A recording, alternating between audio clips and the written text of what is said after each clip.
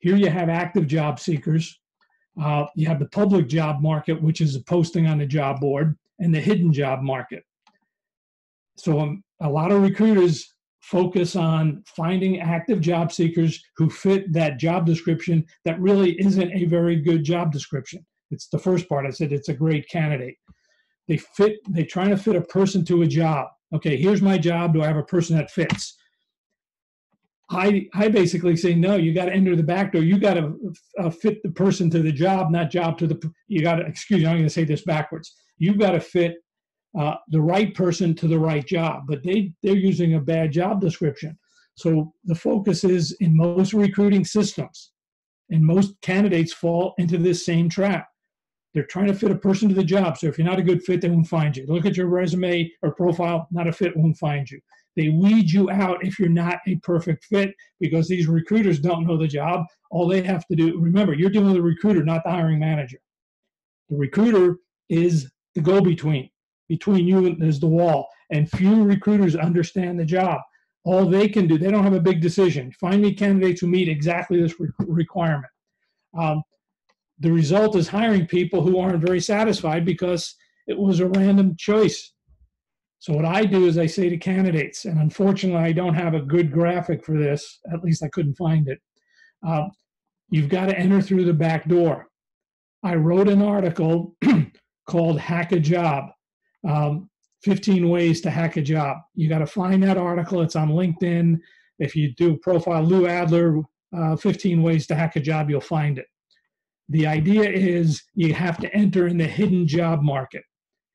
Before a requisition for a job is posted online, the hiring manager first thinks, who do I know that could do this job? And frequently it's someone that manager work with. The second thing they try to do is, who do I know can get me a referral for this job? So they talk to people whom they know and say, hey, who do you know could do this job? The third thing they do is, who do we have in the company that could possibly do this job? And the fourth thing they do is put it on the job posting. And then that's where everybody gets engaged. If you guys want to get a real job, you have to intervene in the hidden market.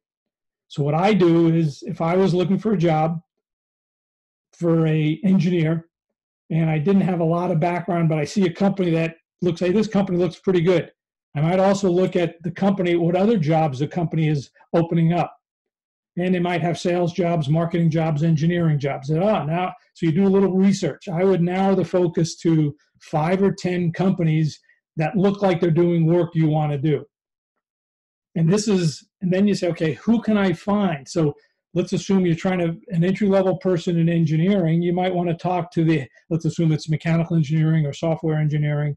You might go on LinkedIn and look at who's the hiring manager who would handle this kind of work. And you just look. So you don't spend your time applying to jobs. You spend time doing research to find people who likely know the hiring manager or is the hiring manager. More important, like if you go to a director of engineering and you're looking for a entry-level or 1 or 2 year engineering position, it's not going to be the director of engineering in that department, but it's probably going to be that person in that department probably knows the hiring manager. The hiring manager worked for that person.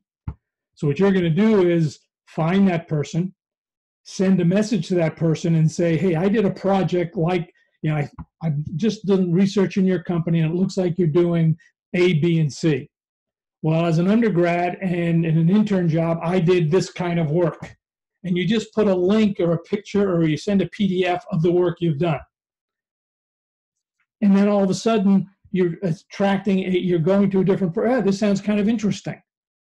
And you're not selling, you're not trying to get a job, you're just trying to get a meeting to say, hey, I can do that work, I'd love to chat with you briefly about it.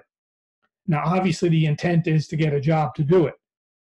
So let me kind of describe this. About 4 years ago, I get a call from somebody, an MBA student, who it turned out to be in Italy, I didn't realize that. And he said, Lou, I'm trying to get a job as an entry-level marketing person for one of the big telecommunications companies. Big telephone, AT&T or T-Mobile or one of those, Verizon. And he said, but I can't get past the recruiters because I only have 1 year experience. I don't have 5 years experience in the industry. So I told this guy this thing to do. Can't remember his name, but I said, put together a competitive analysis of all your target companies, A, B, C, and D. And just do this, you said, hey, how is their systems? How's their pricing? And he knew what a competitive analysis was. You just look at product features based on things that a customer would buy, which is a good marketing analyst would know how to do that.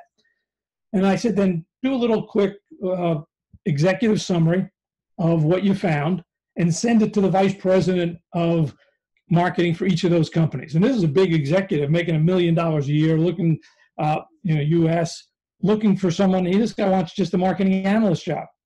He called me. He said, I got 2 interviews. I sent this to 5 things. And then he stopped calling me. He said, I got 2 interviews out of this.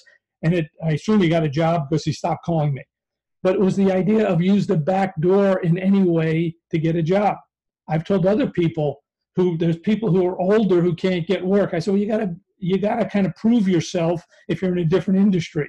So find a problem the person has, kind of come up with what you believe is to be a reasonable solution, put a little video together and say why you think this is a interesting solution. Send that video or that PDF or that white paper or whatever you've done. Just put a little quick 2-minute summary together. But the idea is you have to go through the back door. You're never going to get in through the front door. So don't even try. It's a waste of time.